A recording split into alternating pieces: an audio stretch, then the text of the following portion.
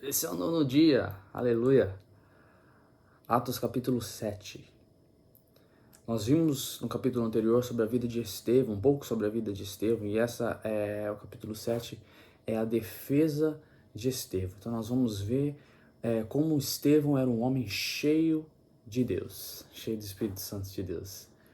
Estevão ele foi o primeiro mártir do cristianismo. Ele viveu de forma excelente, morreu de maneira exemplar. Ele foi apedrejado por uma multidão enlouquecida e morreu ajoelhado na terra. Mas Jesus ele ficou de pé ali para recebê-lo no céu. Foi a visão que ele teve. Vimos no capítulo anterior como alguns membros da sinagoga eles discutiram com ele, com Estevão, e eles não podendo resistir à sabedoria com que ele falava, eles subornaram testemunhas para difamá-lo. Eles o acusaram de blasfêmia contra Moisés e contra Deus. Denunciaram que Estevão ele falava mal tanto da lei como do templo. A lei era a palavra revelada de Deus e o templo o lugar sagrado da morada de Deus. Esse mesmo tribunal judaico havia condenado Jesus à morte pelas mesmas acusações. Estevão, ele se defende com um longo e articulado discurso, fazendo uma retrospectiva da história da redenção no processo. E ele então deixou claro a sua inocência das acusações contra eles. Só que não foi só isso, ele de forma ousada, ele virou o jogo, porque passou, ao mesmo tempo que alinhava sua defesa, ele montava também uma completa peça de acusação contra os seus acusadores. Ele acusou os judeus de desobedecerem à lei, por desonrarem o templo e matarem o Messias. Em vez de reconhecerem seus pecados e acolherem com mansidão a verdade das Escrituras, como fizeram as quase 3.000 pessoas no dia do Pentecostes, esses juízes enlouquecidos, eles arremeteram contra Estevão e o apedrejaram, arrancando da terra aquele que lhes pregava a verdade.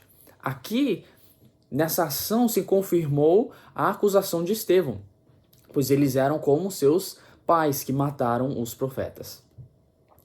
Observando a leitura do capítulo 7, nós podemos notar que o discurso de Estevão, ele recorda os momentos mais importantes da história de Israel, como o período dos patriarcas, o período do cativeiro, o período do êxodo, a monarquia e a construção do templo e a vinda do Messias, Jesus Cristo, Filho de Deus. E alguns personagens bíblicos receberam a atenção especial, como Abraão, Moisés, José, Davi, aleluias, Salomão e culminando no Messias. O interessante é que em nenhum deles a presença de Deus esteve limitada a um lugar específico, pelo contrário. O Deus do Antigo Testamento era o Deus vivo, o Deus em movimento, em marcha, que sempre chamava o seu povo para novas aventuras e sempre acompanhava e o guiava em sua caminhada.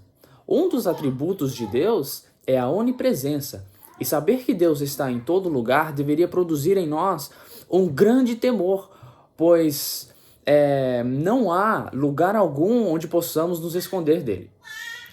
Como onipotente, Deus tem prazer na sua criação e quer nos abençoar com descanso.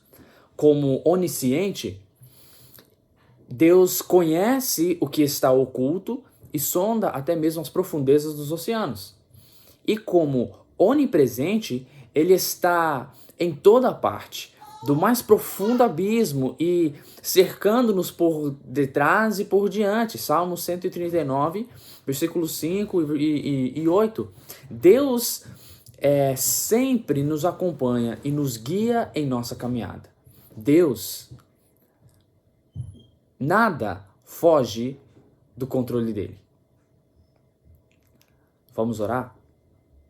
Pai, eu peço que a sua presença continue conosco. Da mesma forma que nós aprendemos aqui que tu és um Deus onipresente, onisciente e onipotente. Que tu estás conosco e a sua presença não é limitada a um lugar específico, mas sim a todos aqueles que acreditam em Ti e carregam em si o Espírito Santo. Então, por favor, caminhe conosco, esteja comigo e com a vida de cada um dos meus irmãos, em nome de Jesus. Amém.